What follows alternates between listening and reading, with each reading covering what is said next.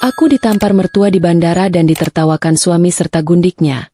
Tapi aku membalas penghinaan itu bukan dengan air mata, melainkan dengan memutus total seluruh kehidupan dan kehormatan mereka. Sebelum kita mulai lebih lanjut, yuk, tekan tombol suka, serta tombol subscribe agar tidak ketinggalan kisah menarik lainnya. Dan jangan lupa absen asal kota Bapak Ibu di kolom komentar. Semoga rezeki kita semua dilancarkan, kesehatan kita diberkahi, dan keluarga kita selalu harmonis dalam lindungannya. Amin. Pagi itu, udara Terminal 3 bandara terasa dingin. Sebuah ironi yang kontras dengan hatiku yang membara penuh harapan. Aku merapikan syal kasmir mewah yang membalut leherku, memastikan penampilanku sempurna untuk perjalanan yang seharusnya menjadi penyelamat rumah tangga. Liburan musim semi ke Tokyo ini adalah hadiah yang kubayar mahal, bukan hanya dengan uang hasil kerja keras membangun bisnis properti dan cateringku, tetapi juga dengan harapan bodoh yang masih tersisa untuk Dimas, suamiku. Tas tangan bermerek yang kupegang terasa ringan, seolah beban 5 tahun pernikahan yang hambar sebentar lagi akan terangkat oleh keajaiban bunga sakura. Aku sudah mengatur segalanya dengan sempurna, mulai dari tiket kelas bisnis, penginapan ryokan tradisional, hingga daftar restoran tersembunyi yang ingin kami kunjungi berdua. Sejak beberapa bulan terakhir, Dimas dan aku hanya berkomunikasi sebatas formalitas. Perjalanan ini adalah kesempatan terakhir bagiku untuk menemukan kembali cinta yang hilang, atau setidaknya, sebuah kejelasan. Langkah kakiku melambat saat pandanganku menangkap sosok yang familiar di dekat loket keberangkatan internasional. Dimas berdiri tegak dengan jaket kulit hitam baru yang baru saja kubelikan. Tampak menyendiri, tetapi aura aneh segera menyelimutinya. Sayangnya, dia sama sekali tidak sendirian, dan pemandangan di depanku terasa seperti adegan drama murahan yang sangat kubenci. Di sisi kiri Dimas berdiri Nyonya Karina, mertuaku yang tampak heboh dengan selendang bulu palsu berwarna merah menyala, seolah dia ingin seluruh bandara tahu bahwa dia akan pergi liburan ke luar negeri. Namun, bukan Nyonya Karina yang membuat darahku berdesir hebat, melainkan sosok wanita muda di sebelah kanan Dimas. Dia adalah Maya, rekan kerja Dimas, yang selama ini selalu disebut Dimas sebagai teman lama yang tidak penting. Maya mengenakan pakaian terlalu ketat dengan warna merah muda pastel yang sangat mencolok, tangannya melingkari lengan Dimas dengan manja, dan kepalanya bersandar di bahu suamiku tanpa malu sedikitpun. Aku berhenti total, membiarkan troli koperku membentur punggung kakiku, dan jantungku berdebar bukan karena kegembiraan, melainkan karena amarah yang mulai merayapi ubun-ubunku. Tawa renyah Maya terdengar, disusul suara keras Nyonya Karina yang menyombongkan rencana belanja kepada Dimas. Aku menarik napas panjang, merapikan maskerku, dan memutuskan untuk menghampiri mereka dengan ketenangan palsu seorang nyonya besar yang menghadapi para pengacau. Suara roda troli kopermu yang berat menyadarkan mereka bertiga. Wajah Dimas tampak terkejut sesaat, tetapi dengan cepat dia memasang ekspresi datar, seolah tidak ada yang salah dengan pemandangan di depannya. Oh, akhirnya kamu datang, Risa. Lama sekali. Sapa Dimas dengan nada malas yang meremehkan. Sama sekali tidak ada nada khawatir seorang suami. Nyonya Karina menatapku dari ujung kepala hingga ujung kaki. Tatapan tajam dan penuh penghakiman seperti biasanya. Maya segera melepaskan pegangannya dari lengan Dimas, memasang wajah polos dan lugu yang sudah pasti dilatih berjam-jam di depan cermin. Apa yang terjadi di sini, Dimas? Tanyaku, berusaha menjaga suaraku agar tetap stabil, meskipun ada badai yang mulai mengamuk di dadaku. Mataku menyapu koper-koper besar milik Nyonya Karina dan Maya, yang jelas bukan berisi pakaian untuk perjalanan singkat. Dimas mengangkat bahu, seolah dia sedang menjawab pertanyaan tentang cuaca. Aku mengajak ibu dan juga Maya untuk ikut. Kan liburan ke Tokyo pasti lebih seru kalau ramai-ramai. Jawabnya dengan santai, terdengar seperti dia sedang memutuskan menu sarapan, bukan mengkhianati pernikahan kami. Dia menambahkan bahwa tidak adil jika aku bersenang-senang sendiri sementara ibu dan temannya hanya diam di rumah. Aku merasa seperti ditampar tanpa disentuh, mendengar alasan bodoh yang keluar dari mulut pria yang dulu kucintai. Perjalanan ini aku rencanakan untuk kita berdua, Dimas. Tegasku dengan dingin, mengingatkannya bahwa ini adalah waktu kami untuk quality time, bukan perjalanan rombongan sirkus. Nyonya Karina segera menyambar pembicaraan dengan suara nyaring, menuduhku sebagai istri yang pelit dan tidak tahu diri. Dia mengatakan bahwa aku punya banyak uang, tetapi terlalu perhitungan dengan mertua dan juga teman suamiku sendiri. Lihat Maya, Risa. Dia gadis baik dan sopan, berbeda dengan kamu yang kaku dan tidak tahu cara menghormati suami.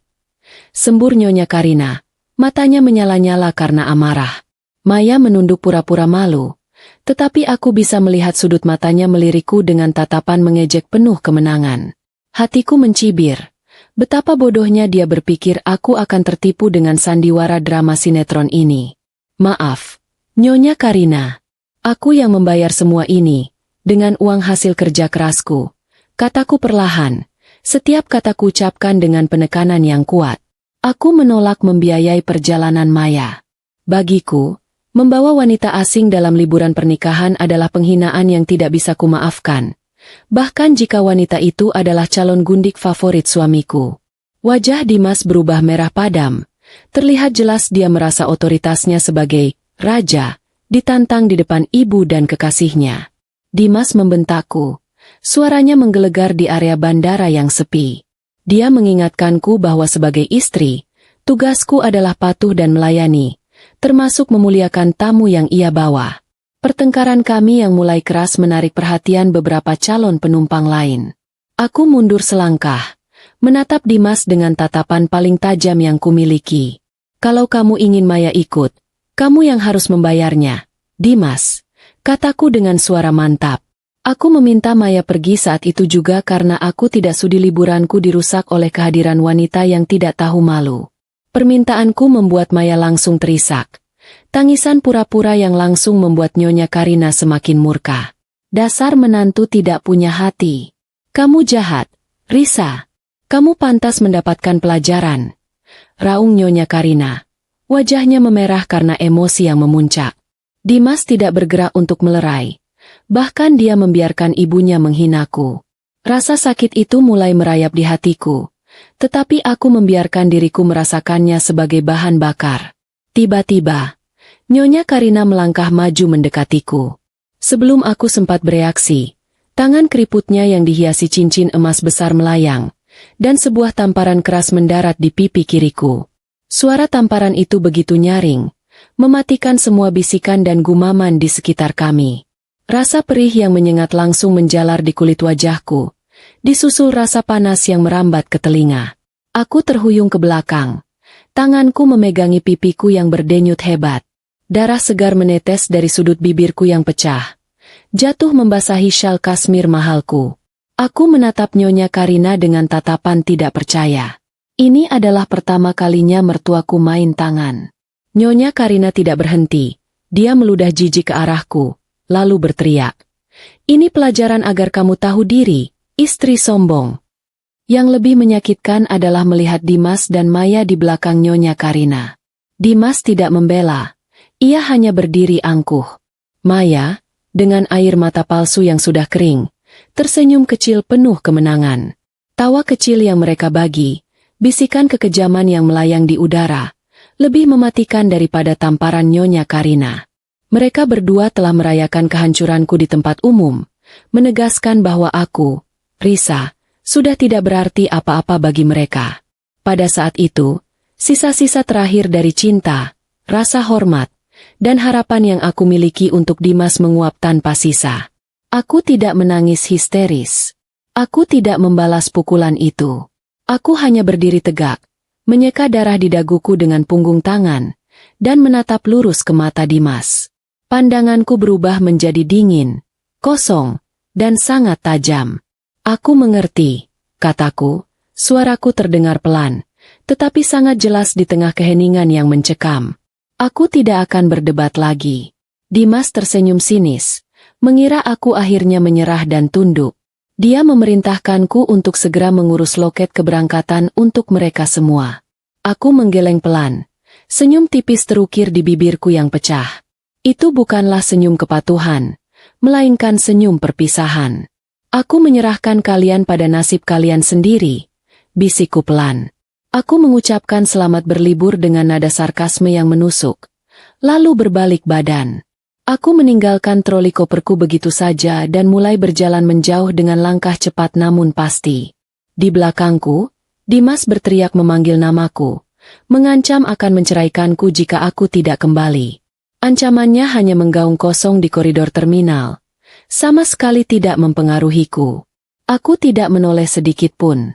Di dalam kepalaku, rencana liburan romantis ke Tokyo telah mati. Yang ada hanyalah sebuah rencana baru yang jauh lebih dingin dan penuh perhitungan. Rencana untuk membalas setiap tetes darahku dengan kehancuran total bagi mereka bertiga.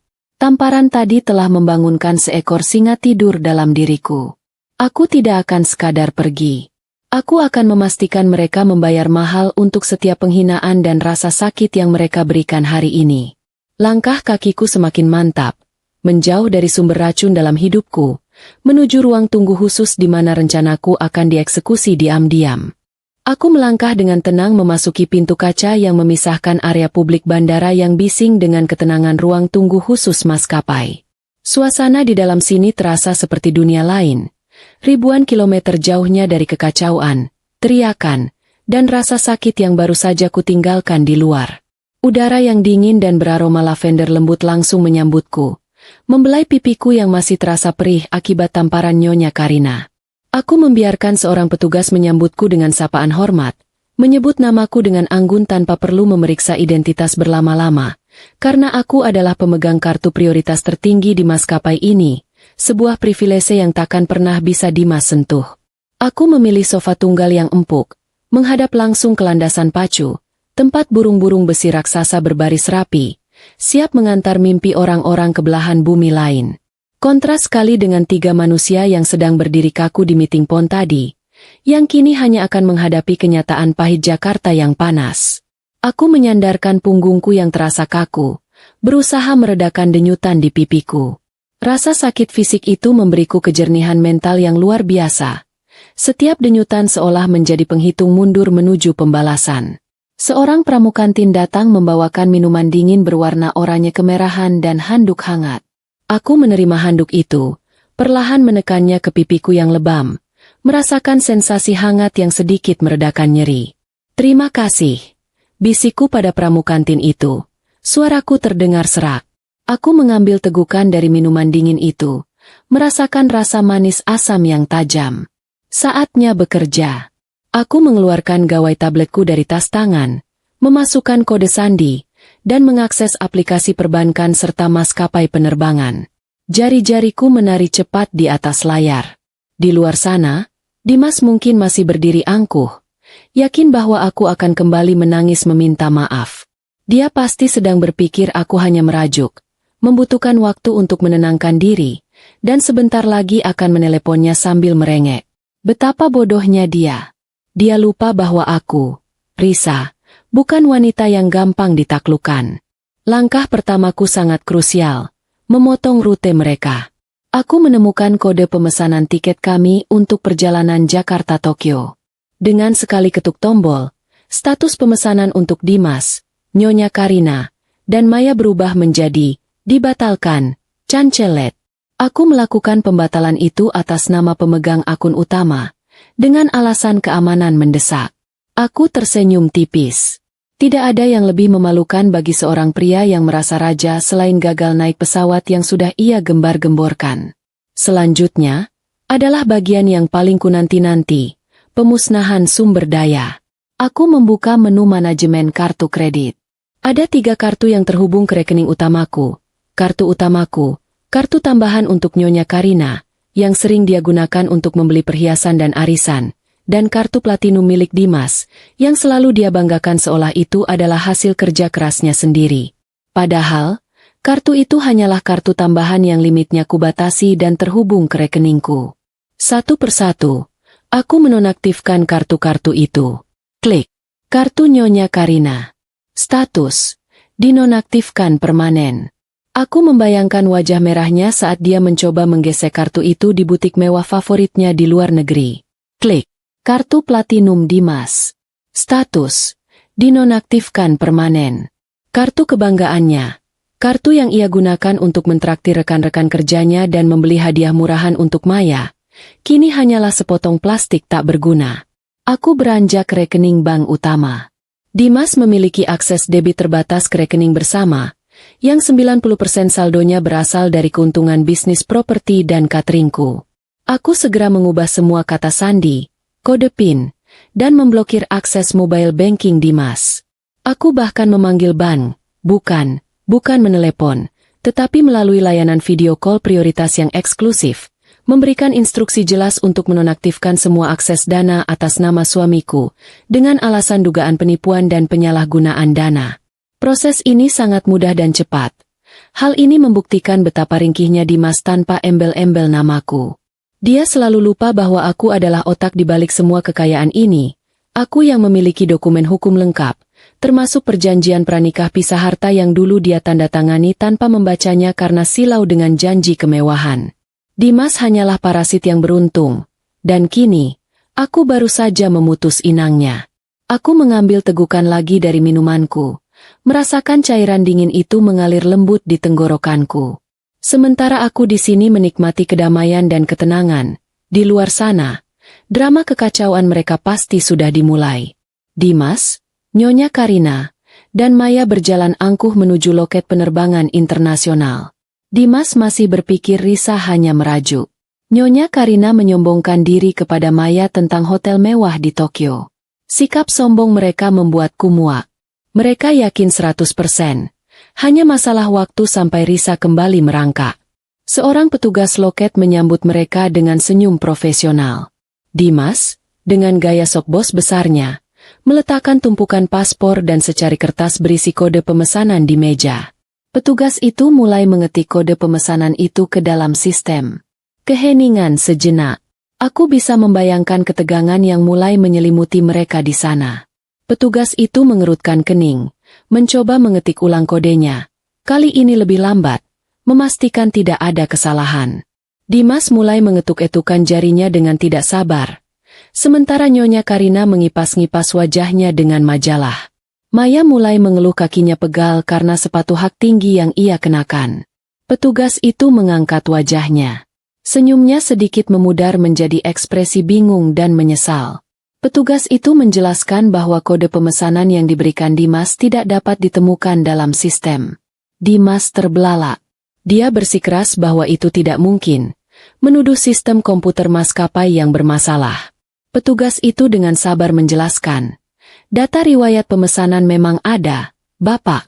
Tetapi status tiket untuk seluruh penumpang dalam kode booking ini telah dibatalkan secara sepihak oleh pemegang akun utama sekitar 10 menit yang lalu. Suara petugas itu datar, tetapi dampaknya seperti petir yang menyambar di siang bolong. Wajah Dimas yang tadi merah karena marah kini pucat seketika. Pembatalan itu dilakukan tepat setelah aku berjalan pergi meninggalkan mereka. Hantaman realitas mulai memukul kesadaran Dimas. Aku tidak sekadar menggertak. Aku benar-benar memutus akses mereka.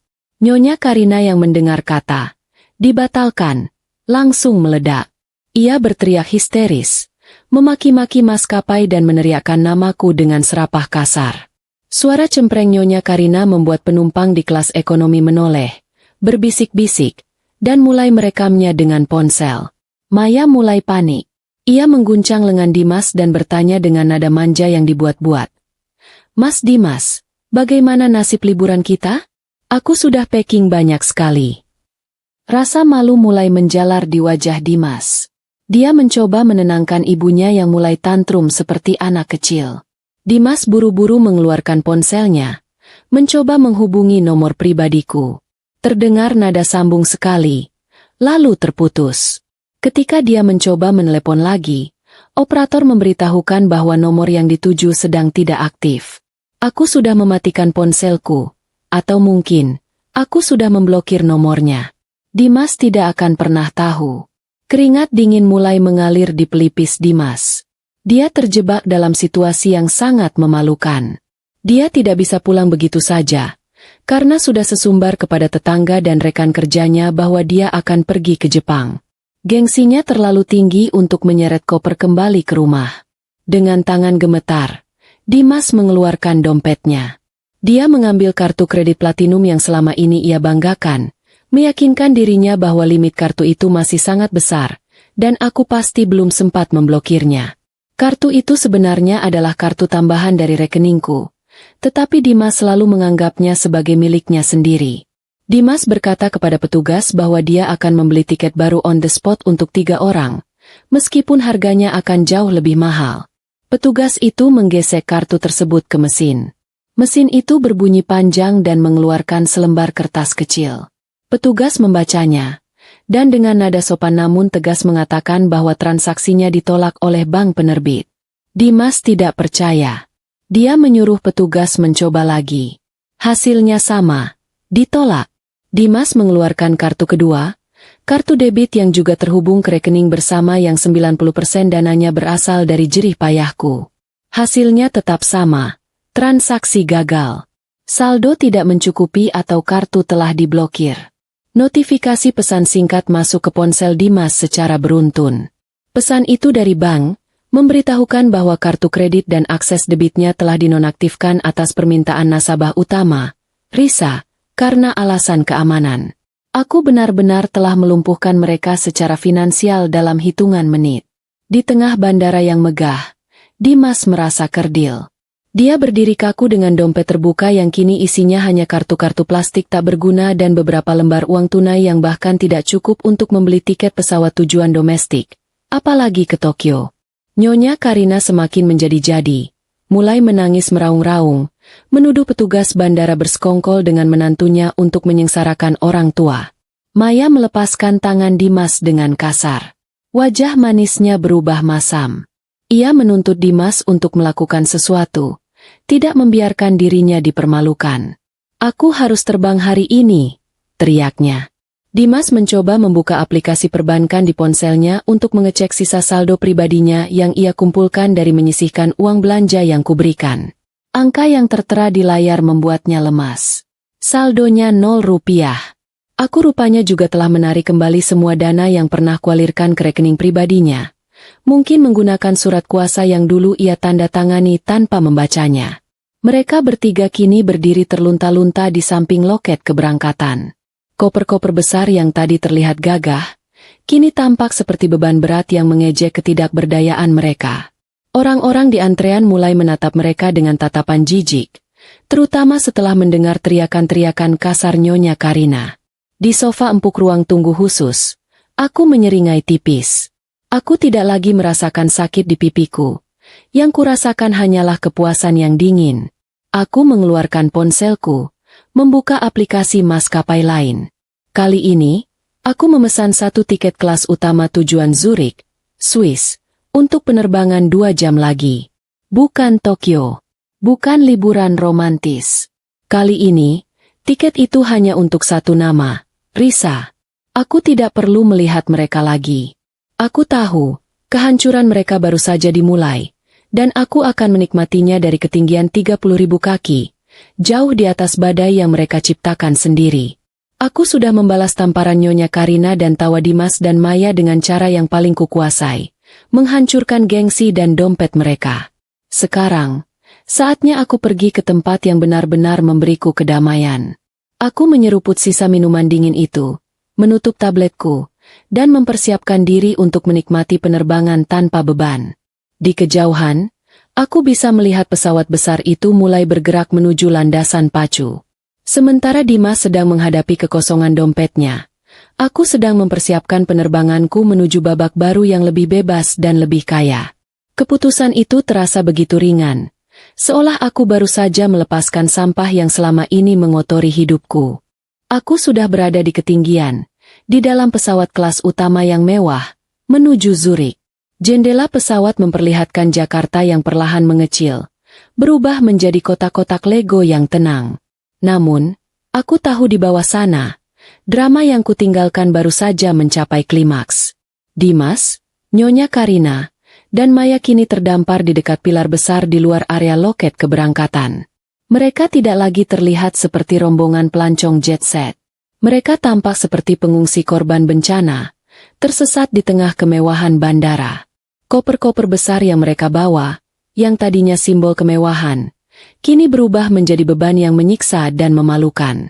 Nyonya Karina duduk di atas salah satu koper, Wajahnya merah padam karena amarah dan rasa malu yang mulai menyelimuti. Kipas tangannya dikibaskan dengan kasar, seolah ingin mengusir nasib buruk yang menempel pada mereka.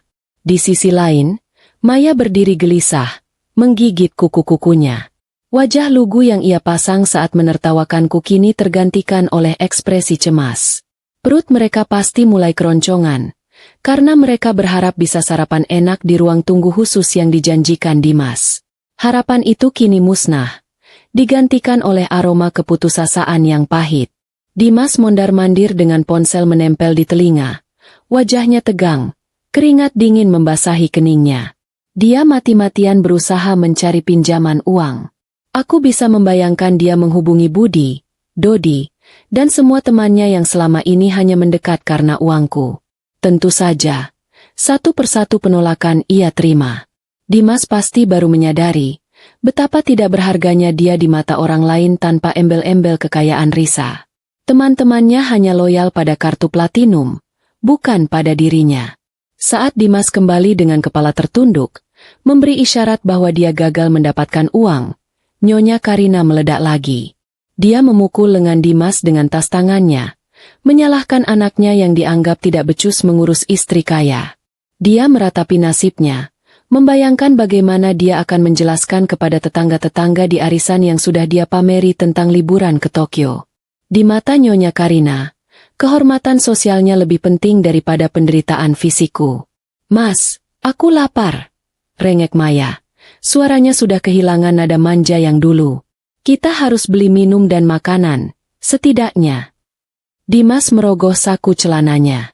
Dompet kulit mahal yang tadi terasa penuh kini terasa tipis. Dia hanya punya uang tunai 100.000 rupiah. Harga 3 botol air mineral dan roti di bandara sudah pasti menghabiskan sisa uang itu seketika. Tiba-tiba, suara riuh dari ponsel Nyonya Karina mengganggu mereka. Ia mengambil ponselnya, dan matanya terbelalak membaca komentar-komentar yang masuk di akun media sosialnya. Aku bisa membayangkan apa yang ia lihat. Video KDRT tadi, yang direkam salah satu penumpang yang kebetulan lewat, kini telah menyebar viral. Judulnya pasti provokatif, seperti mertua Dajjal tampar menantu sultan demi gundik di bandara. Algoritma media sosial bekerja cepat. Video berdurasi singkat itu menyorot wajah beringas Nyonya Karina saat menamparku, dan yang paling parah, wajah Dimas dan Maya yang sedang tertawa dan tersenyum sinis melihatku dipermalukan. Aku membayangkan betapa puasnya netizen Indonesia, yang terkenal militan dalam membela korban perselingkuhan dan KDRT, mencabik-cabik reputasi mereka. Nyonya Karina mulai menjerit lagi, tetapi kali ini bukan karena tiket, melainkan karena rasa malu. Aku tahu, akun Facebook Nyonya Karina yang selama ini ia gunakan untuk pamer arisan dan liburan, kini diserang habis-habisan.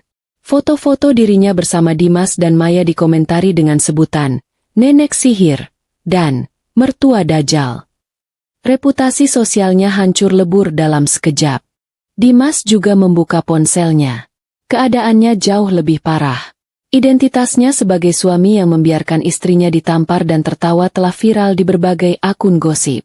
Netizen bahkan sudah menandai akun media sosial kantor tempat Dimas bekerja, menuntut perusahaannya memecat karyawan yang melakukan kekerasan. Dimas merasa dunia berputar kencang. Ia mencoba menghapus akunnya, tetapi sia-sia. Jejak digital tidak bisa dihapus semudah itu. Dengan sisa harga diri yang tersisa, Dimas memutuskan untuk membawa rombongan sampah ini pulang. Tetapi masalah baru muncul. Mereka tidak punya uang tunai yang cukup, dan aplikasi taksi online tidak bisa digunakan karena terhubung dengan kartuku yang sudah kublokir. Mereka harus mencari cara untuk pulang ke rumah mewah yang kuncinya pun mereka tidak yakin masih pegang. Mereka bertiga menyeret koper-koper besar menuju pangkalan taksi konvensional dengan langkah gontai. Tidak ada lagi tawa, tidak ada lagi kesombongan. Yang ada hanya wajah-wajah lelah, kusam, dan hati yang dongkol. Ketika sampai di depan antrean taksi, sopir taksi menolak mengangkut mereka jika tidak ada jaminan pembayaran tunai, mengingat jarak rumah mereka di kawasan elit cukup jauh dan membutuhkan biaya tol. Dimas, dengan berat hati, harus merelakan satu-satunya barang yang bisa dijual saat itu.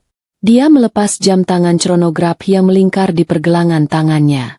Jam tangan itu adalah tiruan kualitas super yang ia beli demi gengsi. Selalu ia pamerkan di kantor dan di depan Maya. Dia menawarkan jam itu kepada salah satu calo taksi gelap yang mangkal di pojokan. Aku bisa membayangkan Dimas bernegosiasi dengan wajah memohon. Sementara calo itu membalik-balik jam tiruannya dengan tatapan menghina. Setelah tawar-menawar yang merendahkan harga diri, jam itu hanya dihargai beberapa ratus ribu rupiah. Cukup untuk ongkos taksi dan tol, tetapi tidak ada kembalian. Betapa ironisnya, pria yang selalu memamerkan kekayaan istrinya kini harus menjual barang palsu demi ongkos taksi. Aku tersenyum di kursiku, menikmati karma yang berwujud tunai. Mereka akhirnya masuk ke dalam taksi tua yang pendingin udaranya tidak berfungsi maksimal. Dimas duduk di depan di samping sopir, sementara Nyonya Karina dan Maya berdesakan di kursi belakang. Suasana di dalam mobil hening mencekam. Hanya suara mesin mobil yang menderu kasar, bercampur dengan bau keringat dan penyesalan. Di tengah perjalanan, Maya yang merasa bosan dan butuh validasi, mengeluarkan ponselnya. Ia berharap mendapat simpati di media sosialnya. Namun, begitu ia membuka aplikasi, matanya terbelalak lebar. Notifikasi di akunnya meledak hingga ribuan. Jumlah pengikutnya naik drastis, tetapi bukan karena prestasi, melainkan karena haters. Kolom komentar di foto terakhirnya, selfie di bandara dengan caption sok akrab bersama Dimas, kini dipenuhi caci maki. Kata-kata kasar seperti pelakor, wanita murahan, gundik tidak tahu malu, dan miskin harta miskin akhlak membanjiri layarnya. Maya gemetar. Ia membuka pesan langsung, isinya lebih mengerikan. Ancaman, sumpah serapah, hingga foto tangkapan layar video kejadian di bandara dikirimkan padanya. Netizen dengan cepat menemukan akun media sosialnya, menguliti identitas Maya habis-habisan. Maya menjerit histeris di dalam taksi, membuat sopir kaget dan hampir mengerem mendadak. Ia melempar ponselnya ke pangkuan Nyonya Karina. Nyonya Karina, yang bingung, mengambil ponsel itu dan membaca komentar-komentar itu. Wajah tuanya memucat. Tidak hanya Maya, akun Facebook Nyonya Karina pun diserang. Reputasinya yang dibangun bertahun-tahun hancur dalam hitungan jam. Dimas segera membuka ponselnya sendiri. Pukulan terakhir tiba. Tiba-tiba, ponselnya berdering. Nama Pak Hendra, CEO perusahaan, muncul di layar. Jantung Dimas serasa berhenti berdetak. Dimas. Suara Pak Hendra di seberang sana terdengar dingin, tegas, dan tanpa basa-basi. Saya baru saja melihat video yang beredar. Perusahaan tidak mentolerir tindakan kekerasan dan pembiaran kekerasan, apalagi terhadap istri sendiri. Citra perusahaan bisa rusak jika mempertahankan orang sepertimu. Dimas mencoba menyela. Pak, ini salah paham. Saya bisa jelaskan. Tidak ada yang perlu dijelaskan. Potong Pak Hendra. Bukti video sudah jelas. Mulai saat ini juga, kamu diberhentikan secara tidak hormat. Surat pemecatan resmi sudah dikirim ke emailmu dan salinannya ke alamat rumah. Jangan berani-berani menginjakkan kaki di kantor lagi. Dan satu lagi, kembalikan semua aset inventaris kantor besok via kurir. Sambungan telepon diputus sepihak. Dimas menjatuhkan ponselnya ke lantai mobil. Ia duduk terpaku. Tatapannya kosong, menatap jalanan macet di depan. Dipecat. Ia baru saja kehilangan satu-satunya sumber pendapatan pribadinya. Di saat ia tidak punya uang sepeser pun, dikejar hutang, dan dibenci oleh satu negara. Di kursi belakang, Nyonya Karina menangis meratapi nama baiknya. Dan Maya sibuk menghapus foto-fotonya sambil memaki-maki netizen. Mereka bertiga berada dalam satu kotak besi yang melaju menuju kehancuran total. Sementara sang mantan istri yang mereka sakiti, kini sedang terbang tinggi menembus awan, menikmati sampahnya mahal, meninggalkan mereka membusuk dalam hasil perbuatan mereka sendiri. Aku memandang keluar jendela pesawat yang kini sudah berada di atas lautan biru. Pemandangan itu begitu luas, bebas, dan indah. Aku merasakan kedamaian yang mendalam. Koper-koper mahal yang tadinya mereka serat, jam tangan palsu yang dijual murah, air mata Nyonya Karina, dan pemecatan Dimas, Semua itu hanyalah awal. Aku tahu, karma yang sebenarnya sedang menunggu mereka di depan pintu rumah yang mereka tinggalkan. Aku menatap jam tangan mewahlah di pergelangan tanganku, memperkirakan bahwa Dimas dan dua parasitnya pasti sudah tiba di kediaman kami, atau lebih tepatnya, kediamanku.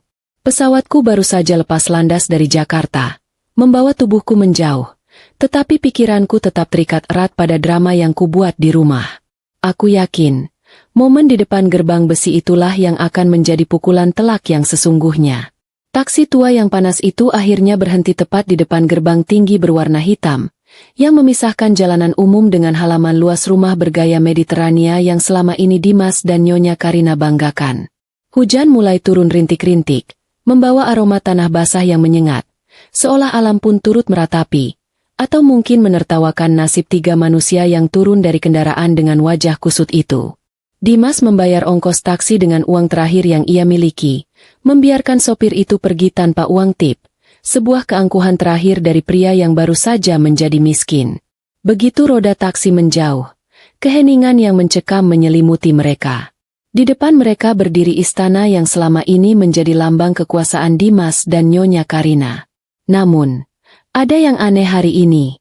Lampu taman yang biasanya otomatis menyala saat mendung terlihat mati, dan suasana rumah tampak gelap gulita, kontras dengan rumah-rumah tetangga yang terang benderang. Dimas melangkah maju mendekati panel kunci digital yang tertanam di pilar gerbang. Dengan gerakan yang sudah menjadi memori otot, menekan kombinasi angka tanggal lahirnya, kode yang selama bertahun-tahun menjadi akses masuk ke surga duniawinya. Terdengar bunyi, bip, panjang bernada rendah. Diikuti lampu indikator berwarna merah yang berkedip cepat. Akses ditolak. Kening Dimas berkerut. Ia mengira mungkin salah tekan karena gugup. Ia mencoba lagi, kali ini lebih perlahan, menekan angka demi angka dengan penuh penekanan. Hasilnya sama. Lampu merah kembali menyala, mengejek usahanya. Dimas mulai panik. Ia mencoba kode cadangan tanggal lahir Nyonya Karina, lalu tanggal pernikahan kami. Semuanya gagal. Pintu gerbang besi itu bergeming, berdiri kokoh membentengi apa yang ada di dalamnya dari penghuninya yang kini terbuang. Nyonya Karina yang sudah tidak sabar mulai mengomel, menyuruh Dimas untuk segera membuka pintu, karena gerimis mulai berubah menjadi hujan lebat. Maya, yang make-upnya mulai luntur terkena air hujan, berdiri menggigil sambil memeluk lengannya sendiri. Matanya menatap nanar ke arah tumpukan kardus-kardus coklat yang tergeletak sembarangan di luar pagar, tepat di samping pos satpam. Tumpukan itu ditutupi terpal biru seadanya agar tidak basah, tetapi ujung-ujungnya tetap terciprat lumpur. Firasat buruk merayapi hati Maya. Ia menyenggol lengan Dimas, menunjuk tumpukan itu dengan dagunya. Belum sempat Dimas memeriksa tumpukan kardus itu, pintu kecil di pos satpam terbuka. Keluarlah Pak Rahmat, satpam yang sudah bekerja di rumah itu sejak lama, yang selalu loyal pada keluarga besarku. Pak Rahmat biasanya menyambut Dimas dengan hormat, tetapi kali ini, dia berdiri tegak dengan seragam lengkap. Wajahnya datar tanpa senyum dan tatapannya tajam. Di tangannya, ia memegang sebuah papan jalan berisi dokumen. Pak Rahmat tidak membukakan gerbang. Ia justru berdiri menghalangi akses panel kunci, memposisikan dirinya sebagai tembok pemisah antara Dimas dan rumah itu. Dimas membentak Pak Rahmat, memerintahkannya untuk segera membuka gerbang dan bertanya siapa yang berani mengganti kode kunci rumahnya. Maaf, Bapak Dimas. Saya hanya menjalankan perintah pemilik rumah yang sah, jawab Pak Rahmat dengan tenang. Suaranya mengandung wibawa yang tidak pernah dimiliki Dimas. Dimas semakin berang. Ia berteriak bahwa ia adalah suami pemilik rumah, yang berarti ia juga pemilik rumah tersebut. Pak Rahmat menggeleng pelan, lalu menyodorkan salinan dokumen yang ada di papan jalannya. Itu adalah salinan sertifikat hak milik rumah dan tanah yang sepenuhnya atas nama Risa, serta surat pernyataan hukum yang baru saja diterbitkan hari ini berisi perintah pengosongan rumah dari penghuni yang tidak berkepentingan. Dimas merebut kertas itu, matanya membelalak membaca baris demi baris kalimat hukum yang mematikan haknya. Di sana tertulis jelas bahwa Dimas tidak memiliki hak sepeser pun atas properti tersebut, karena adanya perjanjian pranikah pisah harta yang dulu ia tanda tangani dengan terburu-buru, karena silau oleh cinta dan hartaku. Hujan kini turun semakin deras, membasahi kertas di tangan Dimas hingga tintanya melebar, seakan menghapus keberadaan Dimas dari sejarah rumah itu. Nyonya Karina yang ikut mengintip isi surat itu langsung lemas. Kakinya tak kuat menopang tubuh dan ia merosot duduk di aspal yang basah dan kotor. Pak Rahmat kemudian menunjuk tumpukan kardus di luar pagar. Ia menjelaskan bahwa Nyonya Risa sudah memerintahkan staf rumah tangga untuk mengemasi semua barang-barang pribadi milik Bapak Dimas dan Nyonya Karina. Tidak ada satupun barang yang tertinggal, mulai dari baju, sepatu, hingga pernak-pernik tidak penting. Sedangkan barang-barang berharga seperti lukisan, perabotan jati, dan elektronik mahal tetap berada di dalam, karena itu adalah aset Risa. Pak Rahmat menegaskan bahwa mereka dilarang keras melangkah masuk melewati gerbang. Jika memaksa, Pak Rahmat sudah diinstruksikan untuk menekan tombol panik yang terhubung langsung ke kantor polisi terdekat dengan tuduhan penerobosan properti. Nyonya Karina berteriak histeris. Ia merangkak menuju tumpukan kardus dan mulai membongkarnya dengan brutal. Ia mencari koleksi guci keramik antiknya yang ia klaim sebagai miliknya. Ia menemukan salah satu guci itu dalam keadaan pecah di dalam kardus, karena dikemas seadanya. Tangis Nyonya Karina pecah di tengah deru hujan. Ia memeluk pecahan keramik itu, meratapi nasibnya yang diusir seperti kucing kurap. Maya, yang melihat kekacauan itu, mulai kehilangan kesabaran. Ia tidak peduli dengan guci atau surat tanah. Yang ia pedulikan adalah ia basah kuyup, kedinginan, dan lapar. Maya mulai memaki Dimas. Suara manjanya hilang, berganti dengan lengkingan kasar. Ia menyebut Dimas sebagai laki-laki tidak berguna, penipu, dan miskin. Maya berteriak bahwa ia menyesal mau diajak liburan kalau akhirnya jadi gelandangan seperti ini.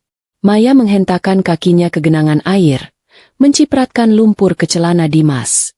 Ia berkata, ia mau pulang saja ke tempat kosnya. Ia tidak mau ikut menderita. Ia berbalik badan, hendak pergi mencari taksi lain. Melihat Maya hendak pergi, Dimas yang sedang berada di titik terendah emosinya, merasa ditinggalkan. Ia mengejar Maya, mencengkeram pergelangan tangan wanita itu dengan kasar. Dimas berteriak di tengah hujan, matanya nyalang penuh amarah dan keputusasaan. Ia mengingatkan Maya bahwa Maya adalah salah satu penyebab kehancuran ini. Dimas tidak akan membiarkan Maya lari begitu saja setelah menikmati uangnya selama ini. Cengkeraman Dimas begitu kuat hingga Maya meringis kesakitan. Pertengkaran mereka menjadi tontonan gratis bagi Pak Rahmat yang masih berdiri kokoh di balik gerbang.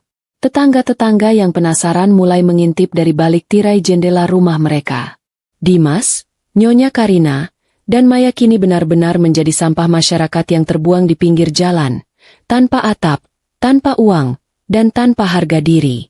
Aku, di ketinggian, merasakan getaran ringan dari ponselku. Itu adalah notifikasi dari tim hukumku, mengonfirmasi bahwa pengusiran telah dilaksanakan. Aku tersenyum dingin. Aku sudah memberikan peringatan terakhirku di bandara. Kini, Dimas, Nyonya Karina, dan Maya harus menerima kenyataan pahit. Mereka benar-benar ditinggalkan.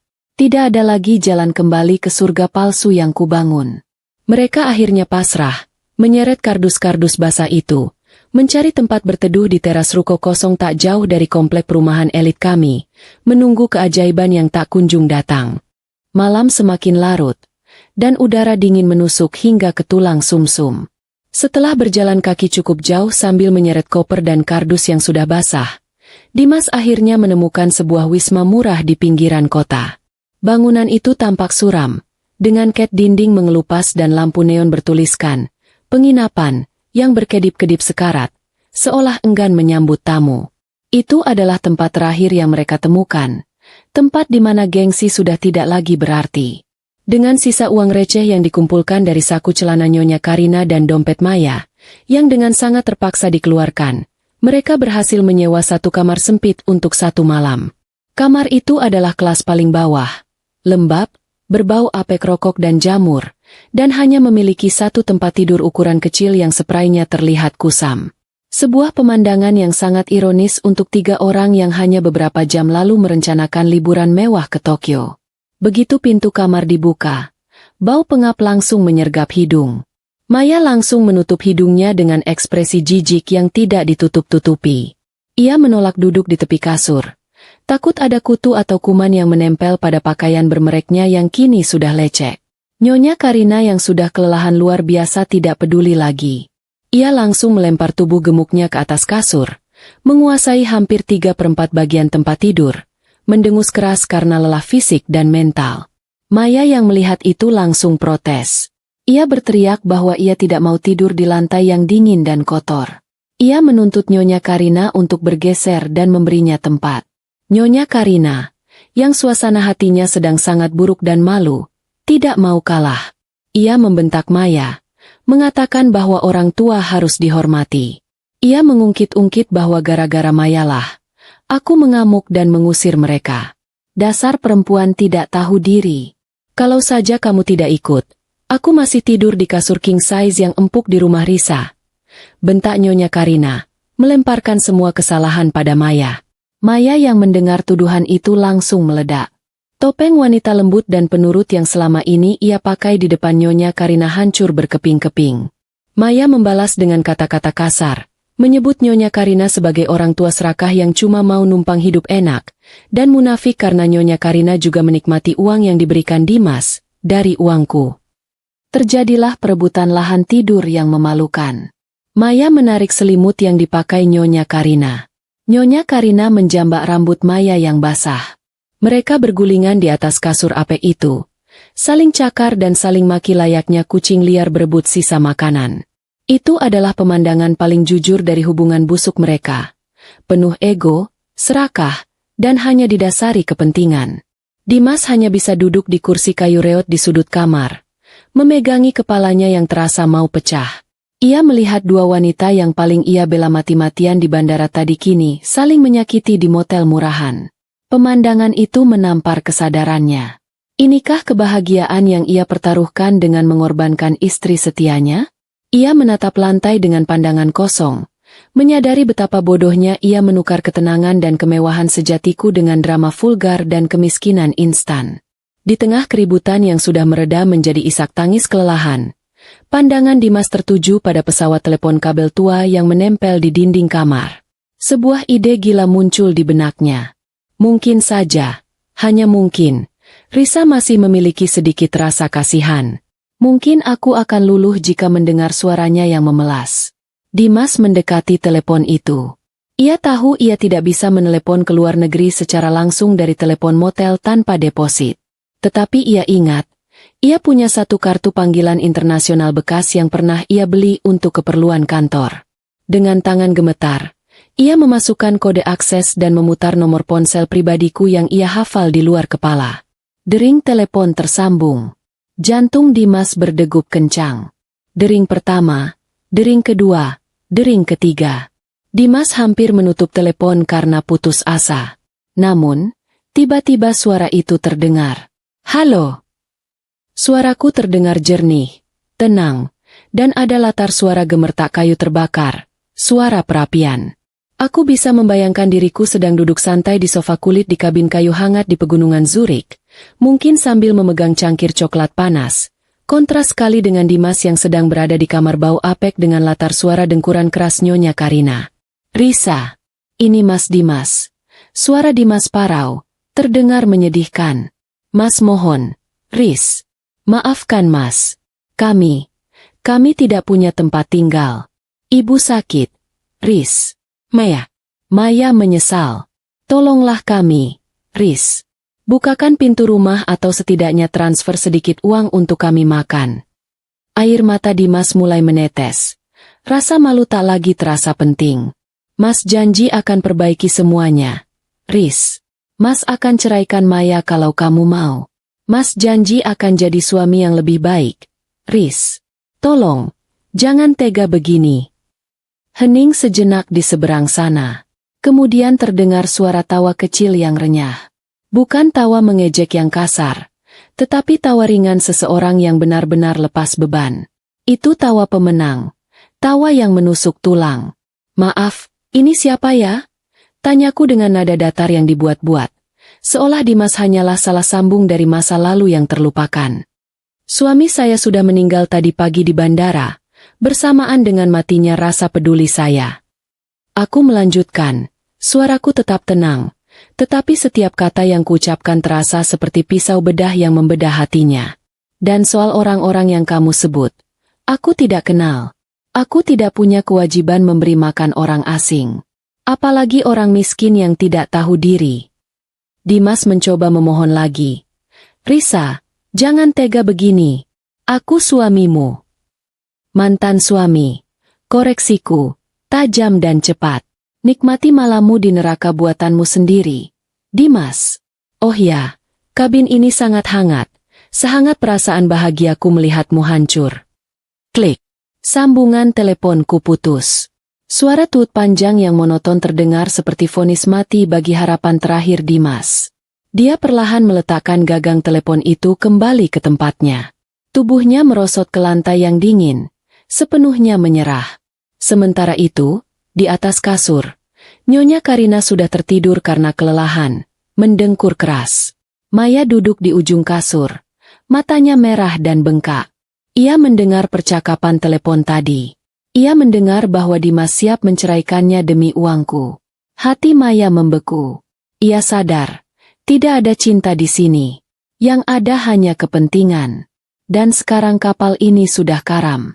Ia harus menyelamatkan diri sendiri. Mata Maya kemudian tertuju pada jari manis Nyonya Karina yang terkulai di samping bantal.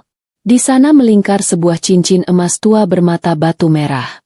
Itu adalah satu-satunya perhiasan asli yang dimiliki Nyonya Karina, peninggalan suaminya, yang tidak pernah ia lepas. Otak licik Maya bekerja cepat. Cincin itu pasti laku dijual, cukup untuk ongkos pulang ke kampung halamannya. Perlahan dan sangat hati-hati, Maya beringsut mendekati Nyonya Karina. Tangannya yang lentik bergerak pelan seperti ular.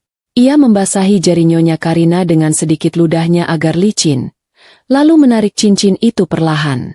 Cincin itu terlepas. Maya menggenggamnya erat, memasukkannya ke dalam saku celananya dalam-dalam. Ia tidak akan ikut tenggelam bersama dua orang bodoh ini. Ia adalah pelari yang handal, dan malam ini, ia akan berlari sejauh mungkin, membawa satu-satunya harta yang tersisa dari keluarga yang hancur itu. Fajar menyingsing dengan enggan di ufuk timur, menyelinapkan cahaya abu-abu suram melalui celah gorden motel yang kotor dan berdebu.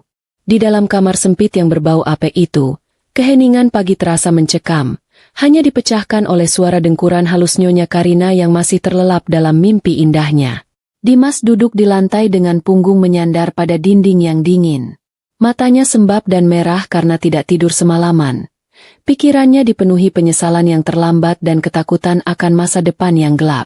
Di sampingnya, Maya sudah bangun. Wanita itu bergerak dengan sangat hati-hati, berusaha tidak menimbulkan suara sedikit pun saat ia mengenakan sepatunya.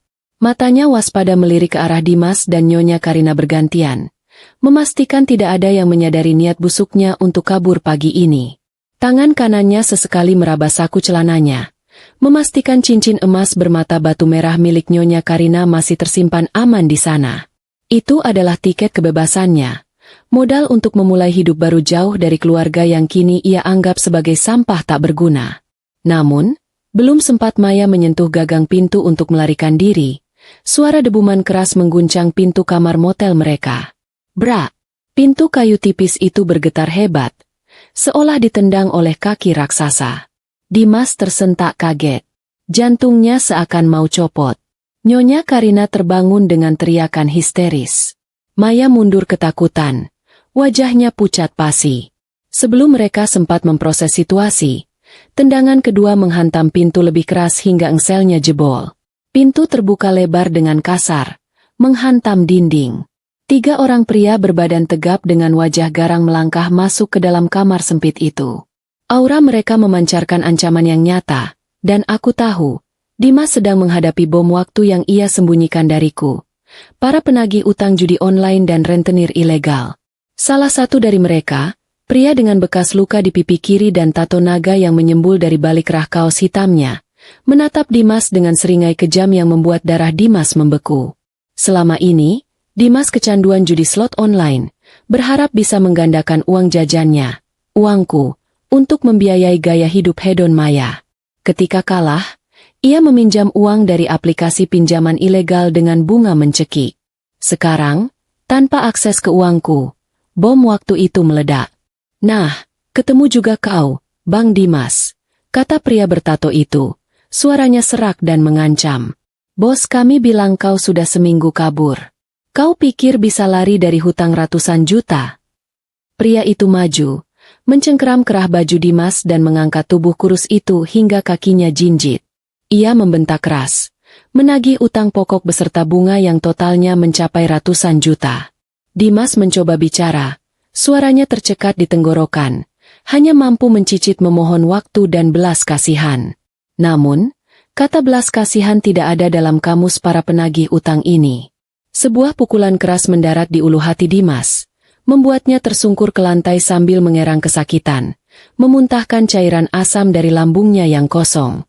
Nyonya Karina menjerit histeris melihat anak semata wayangnya dipukuli di depan mata. Ia mencoba bangkit untuk menolong, tetapi salah satu anak buah penagih utang membentaknya agar diam. Di tengah kekacauan itu, Maya melihat celah. Perhatian para penagih utang sedang terfokus pada Dimas yang sedang dijadikan samsak hidup. Perlahan, Maya beringsut menuju pintu yang terbuka lebar. Ia berpikir ini adalah kesempatan emasnya. Ia tidak peduli Dimas mati atau babak belur. Yang penting ia selamat. Namun, nasib berkata lain. Saat Maya hendak melangkah keluar, seorang penagih utang yang berjaga di pintu menyadari gerakannya. Dengan sigap, pria itu menjambak rambut panjang Maya dan menariknya kembali masuk ke dalam kamar. Maya menjerit kesakitan, meronta-ronta minta dilepaskan. Dalam pergulatan itu, pria tersebut mencengkeram pergelangan tangan Maya dan merasakan benda keras di dalam saku celana Maya. Curiga wanita itu menyembunyikan barang berharga. Pria itu merogoh paksa saku Maya. Keluarlah cincin emas bermata batu merah itu. Pria itu mengangkat cincin tersebut tinggi-tinggi sambil tertawa mengejek, bertanya, apakah cincin ini bisa dijadikan pembayaran bunga utang Dimas? Mata Nyonya Karina terbelalak lebar melihat cincin kesayangannya. Cincin peninggalan almarhum suaminya, yang seharusnya ada di jari manisnya, kini berada di tangan penagih utang, yang diambil dari saku Maya. Kesadaran menghantam Nyonya Karina dengan telak. Wanita yang selama ini ia puja-puja sebagai calon menantu idaman yang ia bela mati-matian di depanku, ternyata adalah seorang pencuri. Amarah Nyonya Karina meledak, melebihi rasa takutnya. Ia bangkit dari kasur, menerjang ke arah Maya dengan kuku-kuku jarinya yang tajam. Ia tidak peduli pada penagih utang di sekelilingnya. Fokusnya hanya satu, menghancurkan Maya. Terjadilah pemandangan yang sangat tragis sekaligus ironis di kamar sempit itu. Dimas mengerang kesakitan di lantai di bawah kaki penagih utang, sementara ibunya bergulat di atas kasur dengan kekasih gelapnya. Nyonya Karina menjambak rambut Maya, memaki-makinya sebagai maling dan perempuan sundal. Maya yang terdesak tidak tinggal diam. Ia mencakar wajah Nyonya Karina, berteriak bahwa Nyonya Karina adalah wanita tua bodoh yang pantas ditipu. Para penagih utang itu justru tertawa melihat pertunjukan drama keluarga yang hancur berantakan di depan mereka. Mereka mulai mengobrak-abrik isi tas dan koper, mengambil ponsel, jam tangan, dan sisa uang receh, menganggapnya sebagai sitaan awal. Kekacauan itu mencapai puncaknya ketika terdengar suara sirine mobil polisi yang meraung-raung mendekat dan berhenti tepat di depan motel. Para penagih utang itu saling pandang. Wajah mereka berubah panik. Dengan tergesa-gesa, mereka meludahi Dimas sekali lagi, menendang koper ke sembarang arah, lalu berlarian kabur lewat pintu belakang motel, meninggalkan Dimas, Nyonya Karina, dan Maya yang babak belur. Dimas, dengan sisa kesadarannya, merasakan secercah harapan. Ia mengira polisi datang karena ada tetangga motel yang melapor tentang keributan penagih utang tadi. Ia berpikir polisi akan menyelamatkannya, membawanya ke rumah sakit, dan melindunginya. Ia berusaha bangkit, merangkak menuju pintu dengan wajah lebam dan bibir pecah berdarah. Saat dua orang petugas berseragam coklat muncul di ambang pintu, Dimas mengangkat tangannya yang gemetar, tersenyum lemah, dan berkata lirih, "Tolong saya, Pak. Mereka mau membunuh saya." Namun, petugas polisi itu tidak membalas senyumnya. Wajah mereka dingin, tegas, dan tanpa empati. Salah satu petugas mengeluarkan secari kertas resmi dan sepasang borgol perak yang berkilau tertimpa cahaya pagi. Petugas itu membacakan kalimat yang menghancurkan sisa harapan Dimas menjadi debu. Saudara Dimas, kami dari kepolisian. Anda ditangkap atas dugaan tindak pidana kekerasan dalam rumah tangga, KDRT, terhadap istri Anda, Saudari Risa, sesuai dengan laporan yang masuk dan bukti visum serta video yang beredar di media sosial. Dimas ternganga. Otaknya gagal memproses informasi itu. Bukan penyelamatan yang ia dapatkan, melainkan jeruji besi. Di belakangnya, Nyonya Karina yang wajahnya penuh goresan kuku Maya menatap polisi dengan horor.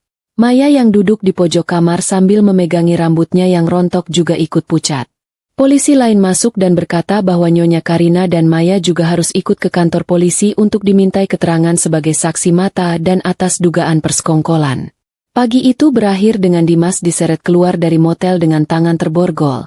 Ditonton oleh penghuni motel lain dan warga sekitar yang berkerumun penasaran. Ia berjalan tertatih-tatih, bukan menuju bandara untuk liburan, melainkan menuju mobil patroli yang akan membawanya ke sel tahanan yang dingin dan pengap. Langit di atasnya tampak mendung gelap, seolah ikut menutupi pintu belas kasihan bagi seorang suami yang telah mengkhianati ketulusan istrinya. Sementara itu, aku, di kabin pesawat yang nyaman, menerima notifikasi dari tim hukumku. Laporan KDRT telah diproses. Penangkapan berhasil. Aku menutup mataku, menikmati hembusan udara dingin dari AC pesawat. Ini bukan lagi soal dendam. Ini soal keadilan. Waktu bergulir lambat bagaikan tetesan air di dalam gua yang sunyi. 3 bulan telah berlalu sejak insiden di bandara dan penangkapan di motel kumuh itu. Hari ini adalah hari persidangan, dan aku tahu ini akan menjadi momen di mana keadilan bertemu dengan karma. Aku sudah kembali dari Zurich, tetapi kali ini, aku tidak datang untuk memohon. Aku datang sebagai pemenang. Ruang sidang Pengadilan Negeri Jakarta Selatan terasa begitu dingin. Pendingin ruangan berdengung monoton, menyebarkan aroma disinfektan dan ketegangan yang menyesakkan dada. Aku melihat Dimas duduk di kursi pesakitan, mengenakan rompi tahanan berwarna oranye cerah yang sangat kontras dengan kulitnya yang kini kusam dan tubuhnya yang kurus kering. Rambutnya dicukur cepak ala kadarnya. Wajahnya tirus, menunjukkan betapa buruknya kualitas tidurnya di balik jeruji besi. Aku, di sisi lain, melangkah masuk didampingi oleh tim pengacara papan atas, tampak memukau dalam setelan blazer formal berwarna biru gelap. Penampilanku sangat berbeda dengan wanita berwajah lebam di bandara 3 bulan lalu. Wajahku bersinar sehat, memancarkan aura wanita sukses yang telah menemukan kembali kekuatan dirinya. Aku berjalan dengan punggung tegak, duduk di kursi saksi korban dengan anggun, menatap lurus ke depan, seolah kursi kayu pengadilan itu adalah singgasana yang memang seharusnya kududuki. Hakim mengetuk palu, memulai persidangan. Disinilah drama pengkhianatan yang sesungguhnya dimulai.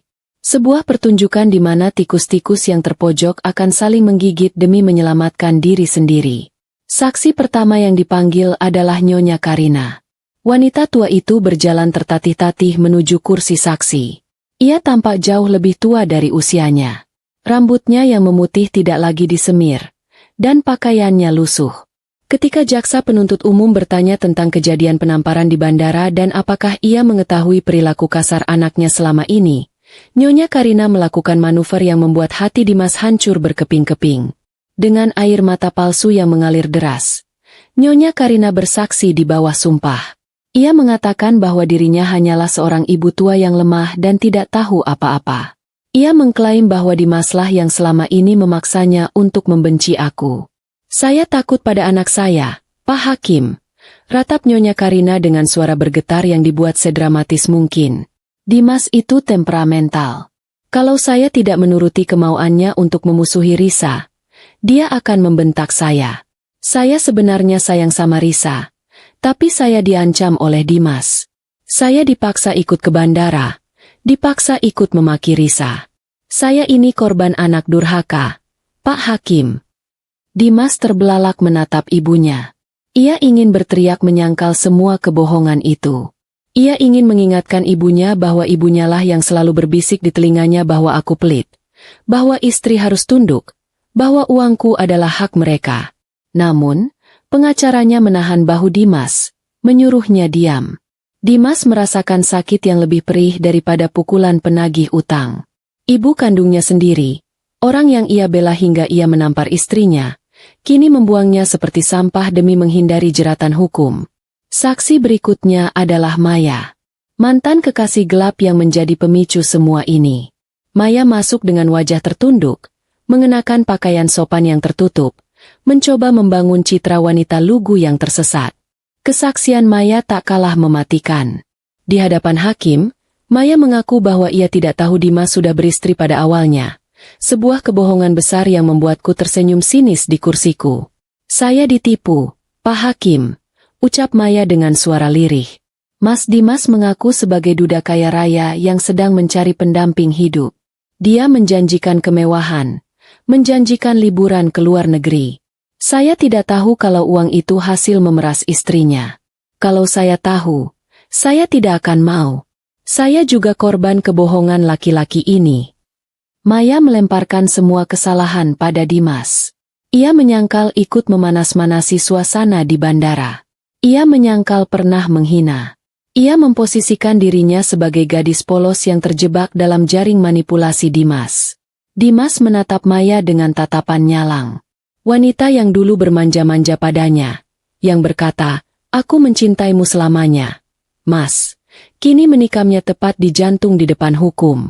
Tidak ada cinta, tidak ada loyalitas.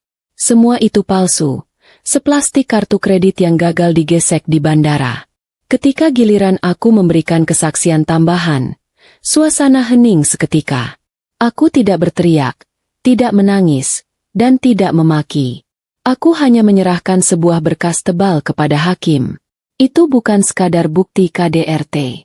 Yang mulia hakim, ini adalah bukti baru yang jauh lebih berat. Penggelapan aset perusahaan. Ujarku, suaraku tenang namun bergema. Aku menjelaskan, selama aku pergi, aku memerintahkan tim audit independen untuk memeriksa keuangan perusahaan properti warisan ayahku, di mana Dimas diberi jabatan manajer operasional. Hasil audit itu mengerikan. Yang mulia, kataku. Dimas terbukti telah menggelapkan dana perusahaan miliaran rupiah selama 2 tahun terakhir dengan memalsukan info vendor dan markup biaya renovasi. Uang itulah yang digunakan Dimas untuk berjudi online dan membiayai gaya hidup Maya serta ibunya. Aku menatap mata hakim. Ini bukan lagi masalah rumah tangga. Yang mulia, ini adalah kriminalitas murni. Terdakwa tidak hanya melukai fisik saya, tapi juga mencuri hak karyawan-karyawan saya dan menghancurkan integritas perusahaan. Saya memohon keadilan seadil-adilnya. Dimas terduduk lemas di kursinya. Keringat dingin mengucur deras. Ia tahu tamatlah riwayatnya. Kasus KDRT saja sudah bisa membuatnya dipenjara bertahun-tahun. Ditambah dengan kasus penggelapan dana dalam jumlah besar, ia mungkin akan menghabiskan sisa masa mudanya membusuk di dalam sel. Sementara itu, karma bagi Nyonya Karina dan Maya telah terjadi di luar persidangan. Setelah memberikan kesaksian palsu yang memberatkan Dimas, Nyonya Karina diusir oleh kerabat jauh tempat ia menumpang sementara. Mereka malu memiliki saudara yang viral sebagai mertua jahat dan pengkhianat anak. Terlunta-lunta, Nyonya Karina berakhir di sebuah panti sosial di pinggiran kota, tidur di atas matras tipis, dan makan dengan lauk seadanya. Nasib Maya tidak lebih baik. Wanita itu mencoba menyelinap keluar lewat pintu samping untuk menghindari wartawan, tetapi wajahnya sudah terlalu terkenal. Ia mendapat email pemberhentian dari tempat kerjanya dan diusir dari kos mewahnya. Ia menjadi gelandangan di jalanan Jakarta, dikejar-kejar oleh penagih utang pinjaman online yang menggunakan KTP-nya. Kecantikannya tidak bisa menyelamatkannya dari kehancuran yang ia tanam sendiri. Aku melihat Dimas digiring kembali ke sel tahanan sementara. Ia sempat berpapasan denganku di lorong. Dimas ingin membuka mulutnya, ingin mengucapkan kata maaf, tetapi lidahnya keluh. Aku hanya berhenti sejenak, hanya 1 meter darinya. Kau tahu, Dimas, bisikku pelan. Aku dulu rela mati untukmu. Tapi sekarang, melihatmu dikhianati oleh ibu dan selingkuhanmu sendiri, aku sadar hukuman terberatmu bukan penjara. Aku menatapnya dalam-dalam. Hukuman terberatmu adalah hidup dengan kesadaran bahwa kau membuang satu-satunya orang yang tulus mencintaimu, demi orang-orang yang bahkan tidak sudi melihat wajahmu saat kau susah. Selamat menikmati kesepianmu. Aku berlalu pergi. Langkah hak tinggi sepatuku menggema, menjauh, meninggalkan Dimas yang berdiri mematung dengan air mata penyesalan yang akhirnya tumpah. Air mata yang sudah tidak ada harganya lagi. Ruang sidang utama Pengadilan Negeri Jakarta Selatan kembali hening, tetapi kali ini keheningan itu terasa jauh lebih berat dan menekan. Aku merasakan oksigen di dalam ruangan seolah tersedot habis oleh ketegangan yang memuncak. Hakim ketua membetulkan letak jubah hitamnya sebelum membacakan lembaran putusan yang ada di hadapannya. Dimas duduk di kursi terdakwa dengan tubuh yang semakin membungkuk. Keringat dingin membasahi punggungnya hingga tembus ke rompi tahanan oranye yang ia kenakan. Aku duduk di barisan depan dengan tenang, menatap lurus ke arah hakim tanpa ekspresi berarti, seolah aku sedang menyaksikan pembacaan laporan bisnis yang membosankan, bukan nasib mantan suamiku.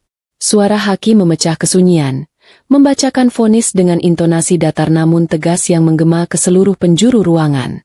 Berdasarkan bukti-bukti yang tidak terbantahkan, termasuk visum, rekaman video yang viral, kesaksian para saksi, serta bukti audit forensik keuangan perusahaan, majelis hakim menyatakan terdakwa Dimas secara sah dan meyakinkan bersalah melakukan tindak pidana kekerasan dalam rumah tangga secara fisik dan psikis, serta tindak pidana penggelapan dana perusahaan secara berlanjut.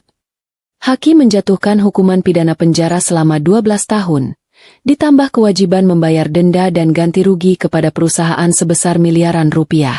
Jika tidak dibayar, maka aset pribadi terdakwa akan disita negara dan masa hukuman akan ditambah. Palu diketuk 3 kali. Tok, tok, tok. Suara itu terdengar seperti dentang lonceng kematian bagi masa depan Dimas. Kakinya lemas seketika. Ia nyaris merosot dari kursinya jika tidak ditahan oleh petugas yang berdiri di sampingnya. 12 tahun. Usianya akan habis di balik jeruji besi. Ia akan keluar sebagai pria tua yang tidak punya apa-apa, tidak ada harta, tidak ada karir, dan tidak ada keluarga. Vonis itu juga mencakup penyitaan seluruh aset yang tersisa atas nama Dimas, mobil kreditan yang belum lunas, motor sport yang ia banggakan, hingga isi rekening pribadinya yang sudah kosong. Dimas resmi dimiskinkan secara total dan legal.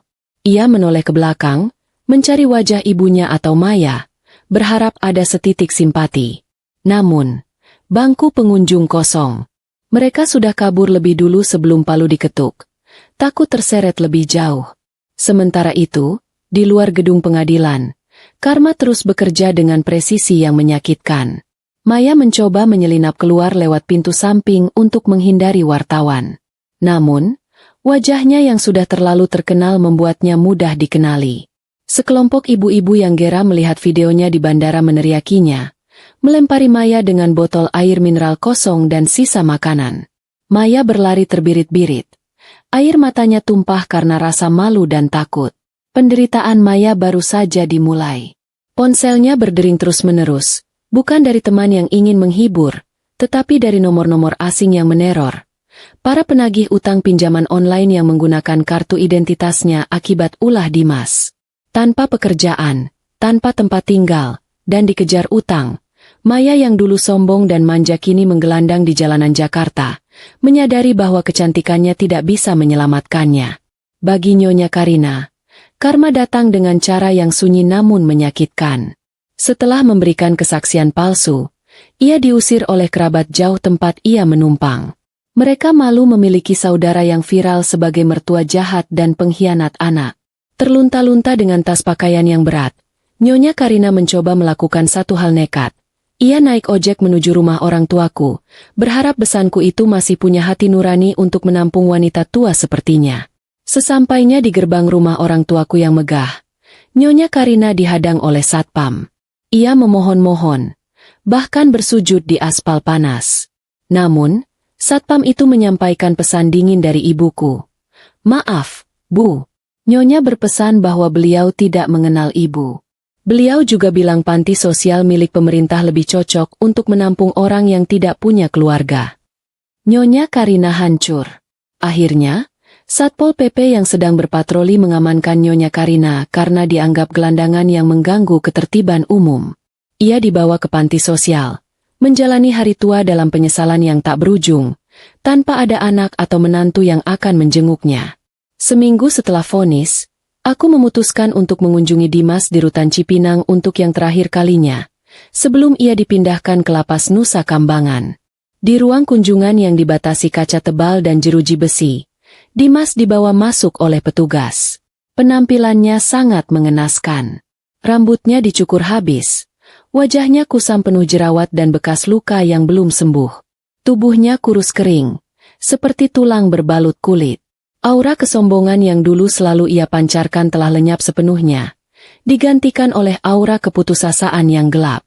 Ketika melihatku duduk di seberang meja dengan penampilan yang begitu bercahaya, bersih, dan wangi, seorang wanita yang benar-benar bebas, Dimas menangis. Tangisannya pecah begitu saja.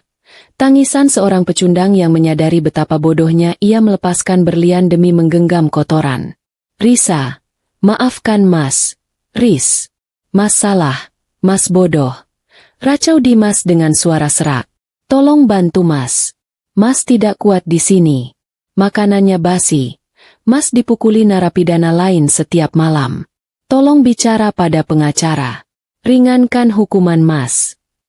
Aku menatap Dimas dengan tatapan yang sulit diartikan.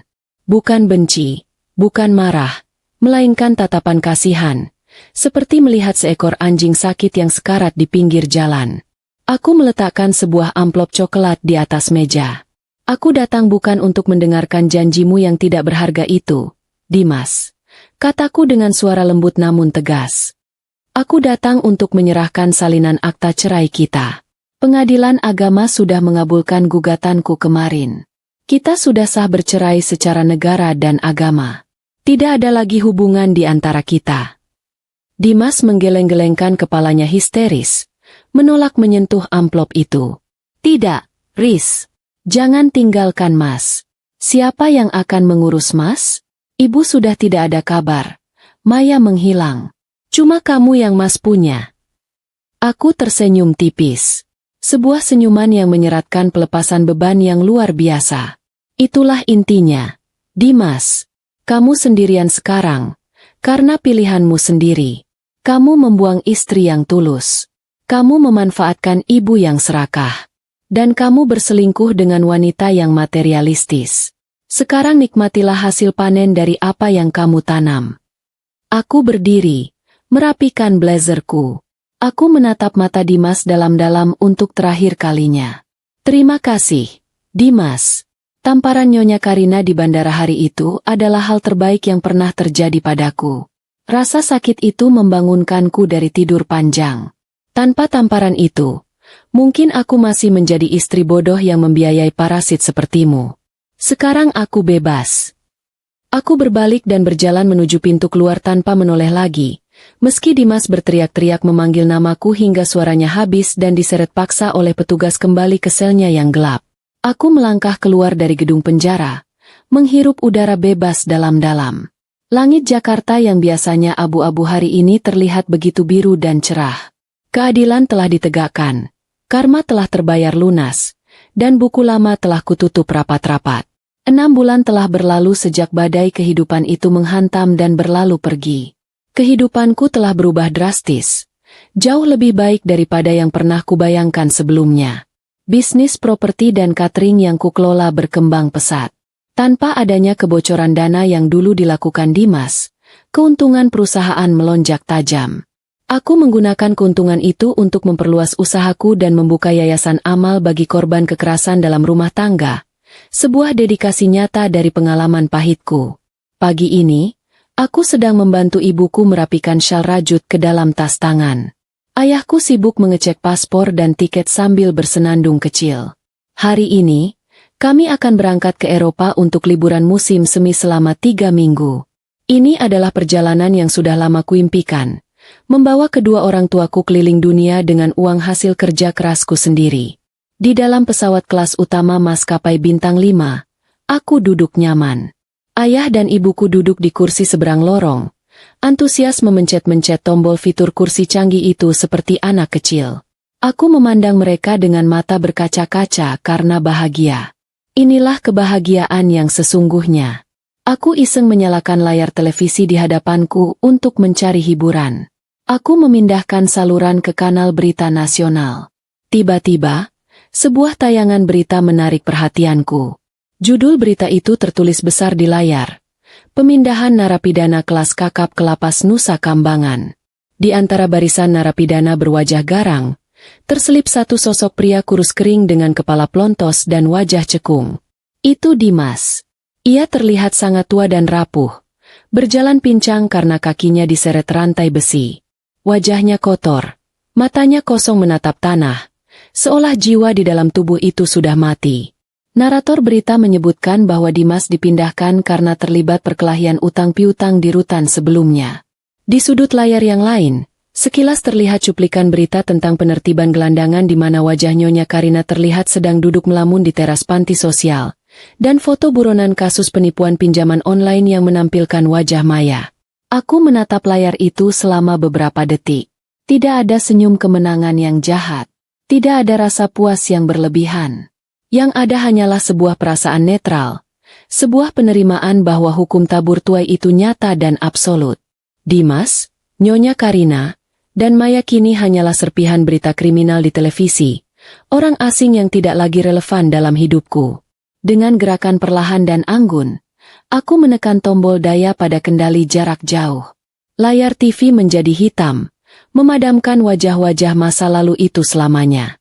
Aku kemudian menoleh ke jendela pesawat.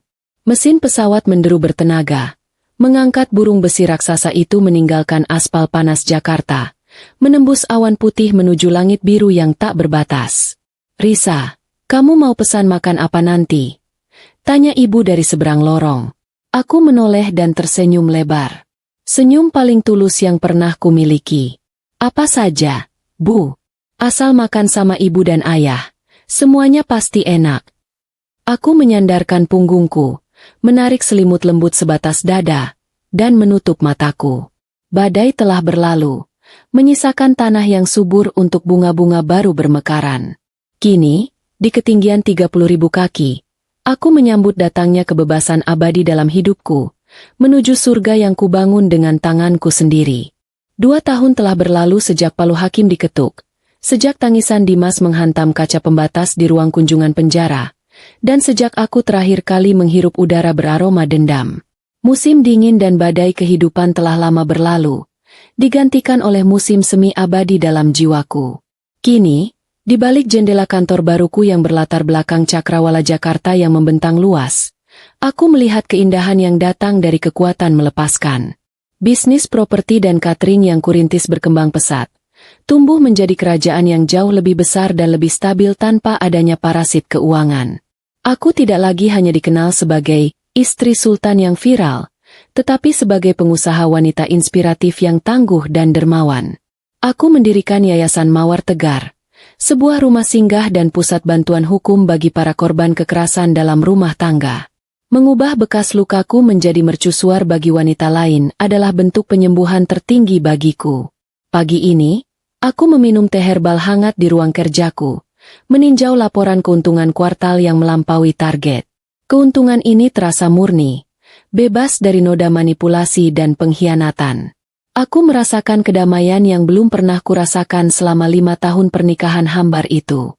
Pikiranku tidak lagi dipenuhi skenario pembalasan, melainkan rencana ekspansi ke luar kota. Tiba-tiba, pandanganku tertuju pada sebuah berita kecil di sudut kanan bawah tabletku. Berita itu membahas kondisi lapas Nusa Kambangan, tempat para narapidana kasus berat menjalani hukuman isolasi. Salah satu paragraf menyebutkan, seorang narapidana kasus penggelapan dan KDRT bernama Dimas dikabarkan mengalami depresi berat dan dipindahkan ke sel isolasi karena mencoba bunuh diri. Aku membaca nama itu. Dimas. Tidak ada lonjakan emosi. Tidak ada rasa kemenangan yang meluap. Hanya ada rasa iba yang dingin, seperti menyaksikan akhir tragis dari karakter fiksi yang bodoh. Ia bukan lagi bagian dari hidupku. Ia hanyalah sebuah statistik kriminal. Aku menutup tablet itu, tidak ingin mengotori hari bahagiaku dengan kesengsaraan yang ia ciptakan sendiri. Namun, Karma tampaknya belum selesai menyampaikan pesan. Aku membuka sebuah pesan dari pengacaraku mengenai pengajuan aset Dimas yang disita untuk menutupi denda ganti rugi. Dalam pesan itu, pengacaraku menyertakan sepotong informasi tambahan.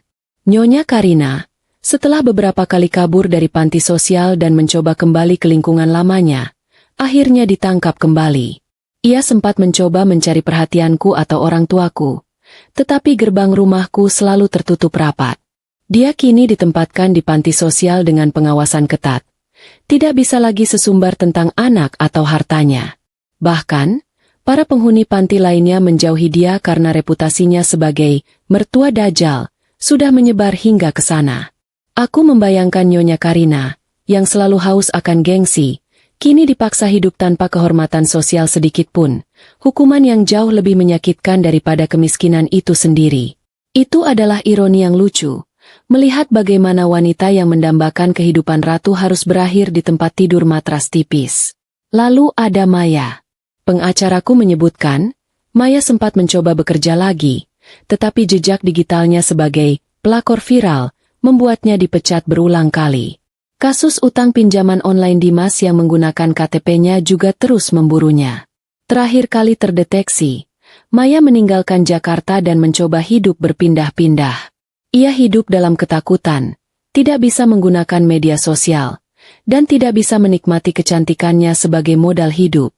Seluruh hidupnya menjadi pelarian permanen, sebuah neraka tanpa tempat untuk bersembunyi. Aku menyadari, aku tidak perlu lagi melakukan apa-apa. Hukuman yang kuberikan hanyalah pembuka jalan. Hukuman sejati datang dari pilihan dan kebodohan mereka sendiri. Dimas kehilangan statusnya, Nyonya Karina kehilangan gengsinya, dan Maya kehilangan kebebasannya. Semuanya hilang, tanpa kemungkinan perbaikan. Aku menghela napas panjang, sebuah pelepasan terakhir dari masa lalu. Aku tidak membawa beban itu lagi. Aku melihat keluar jendela. Langit tampak cerah, seolah ikut merayakan kemenanganku. Permisi, Risa. Suara asisten pribadiku menginterupsi. Jadwal makan siang dengan Bapak Haris sudah siap. Beliau menunggu di ruang pertemuan. Bapak Haris adalah seorang arsitek ternama, seorang pria lajang yang kebetulan menjadi rekan bisnis baruku. Dia adalah pria yang sopan, santun, dan menghormati batasan, jauh berbeda dari Dimas. Aku tersenyum pada diriku sendiri di pantulan kaca. Aku tidak terburu-buru mencari pengganti Dimas, tetapi aku juga tidak menutup diri. Aku berdiri, merapikan pakaian kerjaku yang elegan. Aku meraih tas tanganku, melangkah keluar dari kantor menuju masa depan yang cerah. Aku tahu, kisahku sudah mencapai babak terakhir.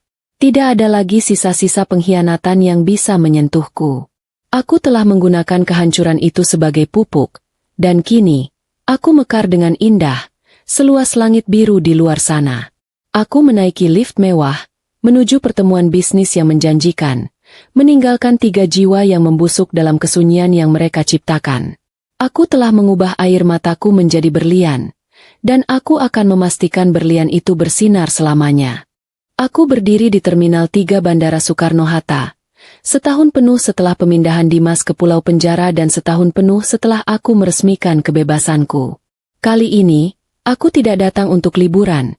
Aku datang untuk sebuah perjalanan bisnis jangka panjang ke Eropa, didampingi oleh kedua orang tuaku yang tampak bangga dan bahagia. Udara di terminal terasa berbeda. Tidak ada lagi ketegangan. Tidak ada lagi keringat dingin. Kali ini, setiap sudut bandara memancarkan aroma kesuksesan yang kuraih dengan jerih payahku sendiri. Aku menggandeng tangan ibuku, berjalan dengan punggung tegak menuju loket keberangkatan kelas utama. Loket yang sama, tetapi dengan kartu prioritas yang jauh lebih tinggi dan lebih terhormat.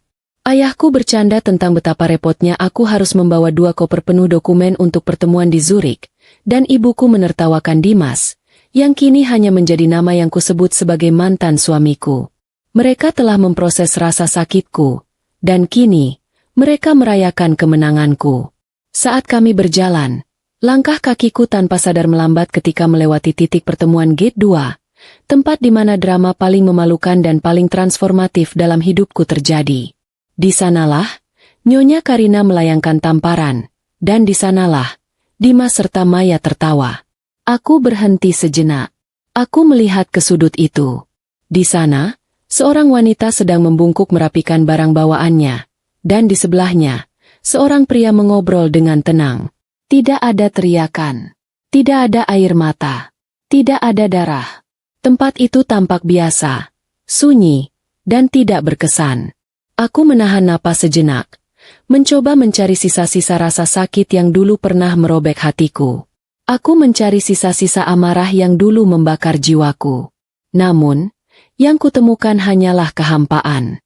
Luka itu sudah sembuh total, hanya meninggalkan bekas pelajaran yang berharga. Masa lalu telah menjadi hantu yang kehilangan kekuatannya untuk menyakitiku. Aku tersenyum kecil pada memori itu, seolah menyapa bayangan diriku yang dulu rapuh. Tamparan Nyonya Karina, yang terasa seperti bencana saat itu, kini kusadari adalah hadiah terbesar yang pernah kuterima. Tanpa tamparan itu, aku mungkin masih menjadi istri bodoh, terperangkap dalam sangkar emas yang perlahan membunuh jiwaku. Aku mungkin masih membiayai Dimas dan keluarganya, menutup mata terhadap pengkhianatan demi mempertahankan citra keluarga yang sempurna. Risa, kenapa berhenti? Tanya ibuku, memecah lamunanku. Tidak apa-apa, Bu. Jawabku, suaraku kembali jernih dan kuat. Hanya memastikan bahwa aku telah meninggalkan semua sampah di sini. Aku menggandeng tangan kedua orang tuaku, melangkah mantap menjauhi titik itu. Kami melanjutkan perjalanan menuju loket. Kali ini, tidak ada drama kartu ditolak atau tiket dibatalkan. Petugas menyambut kami dengan sangat ramah, memberikan pelayanan terbaik, mengenali aku bukan lagi sebagai korban, tetapi sebagai pemilik kekayaan sejati. Beberapa jam kemudian, aku sudah duduk nyaman di kursi pesawat kelas utama. Ayahku sudah terlelap di kursi yang bisa direbahkan menjadi tempat tidur datar.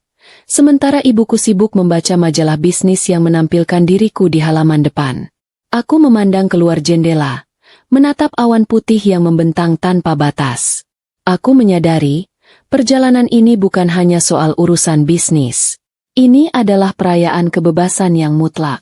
Kebebasan dari rasa takut. Kebebasan dari rasa malu. Kebebasan dari ilusi cinta yang palsu. Aku tidak lagi mencari kebahagiaan dari pengakuan orang lain atau dari kehadiran seorang pria. Kebahagiaan telah kutemukan di dalam diriku sendiri, dibangun dari keberanian, harga diri, dan ketegasan. Aku mengeluarkan ponselku, membuka galeri, dan menatap foto terakhirku bersama Dimas. Foto pernikahan kami. Di foto itu, kami tampak bahagia, tetapi aku tahu, senyum itu palsu. Dengan gerakan hati yang damai, aku menghapus foto itu. Itu adalah tindakan simbolis terakhir, memutuskan setiap ikatan, bahkan ikatan memori digital. Dimas, Nyonya Karina, dan Maya kini hanyalah bayangan samar di masa lalu yang takkan pernah bisa menyentuhku lagi. Mereka terkunci dalam neraka yang mereka ciptakan sendiri, menjalani hukuman yang berlipat ganda, hukuman penjara, hukuman kemiskinan, dan yang paling menyakitkan, hukuman kesepian abadi. Mereka hanya memiliki satu sama lain, dan mereka saling membenci. Aku menyandarkan punggungku, menarik selimut lembut sebatas dada. Aku menutup mataku, merasakan getaran mesin pesawat yang menderu, membawaku semakin tinggi, menembus lapisan atmosfer, menuju langit yang tak berbatas. Aku tidak lagi membawa beban dendam. Aku hanya membawa pelajaran. Aku tahu, aku telah menabur keadilan, dan aku menuai kebebasan yang abadi. Musim salju yang dingin dan menyakitkan dalam hidupku telah berakhir. Kini, aku terbang menuju cakrawala yang kubangun sendiri, seluas dan secerah masa depan yang membentang di hadapanku.